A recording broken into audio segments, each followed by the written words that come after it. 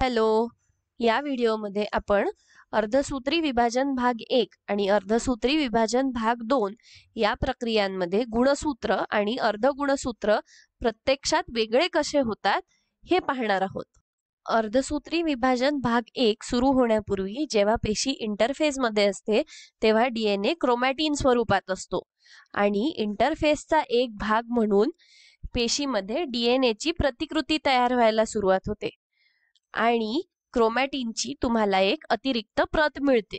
आता ही प्रत मिळाल्यानंतर ही पेशी अर्धसूत्री विभाजन भाग 1 सुरू करू असा निर्णय घेते आणि अर्धसूत्री विभाजनाच्या पहिल्या भागामध्ये विशेषतः पूर्वावस्था 1 किंवा प्रोफेज 1 मध्ये क्रोमॅटिनचं वलीभवन होऊन ते गुणसूत्र स्वरूपात यायला सुरुवात होतात आणि ते काहीसे असे दिसायला सुरुवात होतात.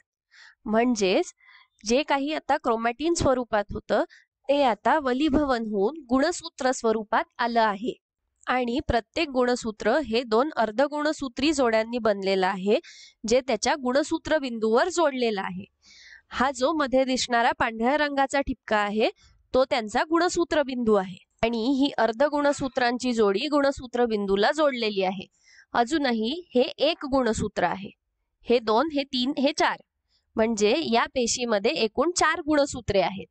आता झायगोटीन अवस्थेमध्ये समजातीय गुणसूत्र एकमेकांसोबत जोड्या बनवू लागतात आणि आपल्याला माहिती आहे की समजातीय गुणसूत्र म्हणजे असं गुणसूत्र ज्यांच्यामध्ये जनुकांचे भिन्न प्रकार असू शकतात पण ती जनुके दोन्ही गुणसूत्रांवर एकाच ठिकाणी असतात. तर या व्हिडिओसाठी निळा आणि पिवळा ही एक समजातीय गुणसूत्रांची जोडी आहे तर लाल आणि हिरवा ही दुसरी समजातीय गुणसूत्रांची जोडी आहे.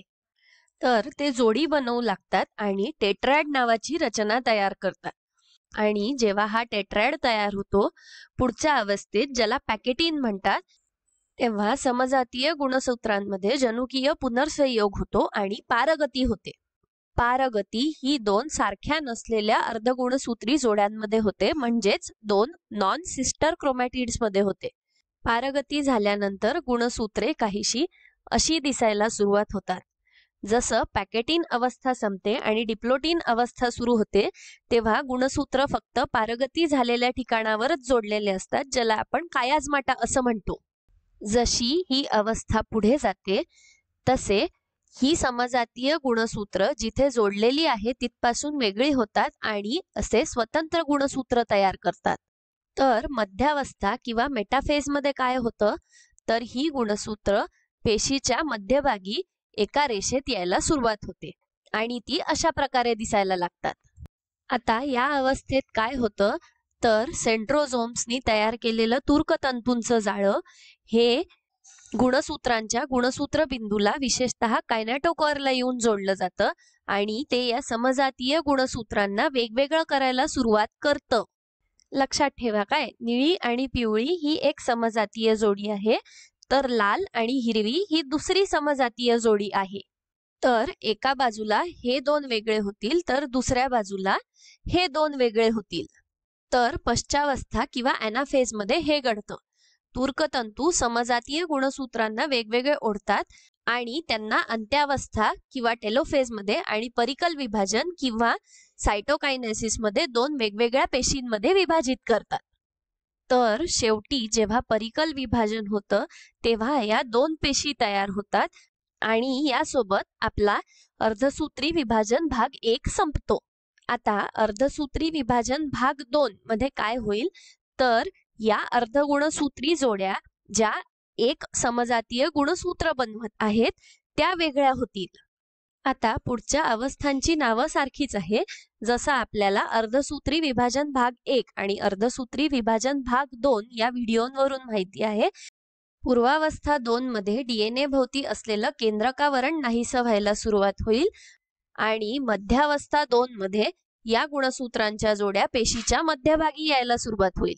तर मध्यावस्थेमध्ये या जोड्या पेशीच्या मध्यभागी आलेल्या आहे आणि तूर्कतंतू हे प्रत्येक अर्धगुणसूत्राच्या कायनेटोकोअरला म्हणजेच गुणसूत्र बिंदूला जोडल्या गेले आहेत.